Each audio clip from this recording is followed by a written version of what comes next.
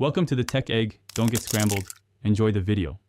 You start by opening MX Player and playing the video that has subtitles. This gets you into the playback interface immediately. Once the playback is active, tap the screen so the controls appear. This exposes the subtitle and settings icons. Make sure you're on the correct video track. If you loaded external subtitles earlier, confirm the file is attached so you can remove or toggle it right away. Now you'll open the subtitle menu by tapping the subtitle icon or the three-dot overflow menu. This displays available subtitle tracks and options.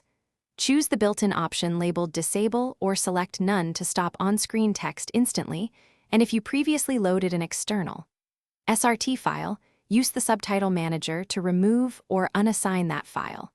This ensures MX Player won't auto-load that file again, which prevents subtitles from reappearing when you resume playback. Finish by resuming playback to confirm subtitles are gone. This verifies the change applied. If text persists, make sure to clear MX Player's cache or reload the video because stale data can force old subtitle tracks back. Should the problem continue, restart the app and, as a last resort, reinstall MX Player to reset settings. One key troubleshooting tip: check for duplicate subtitle files in the video folder.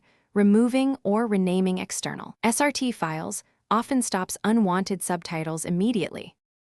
Thanks for watching. Consider subscribing if I helped unscramble your problems.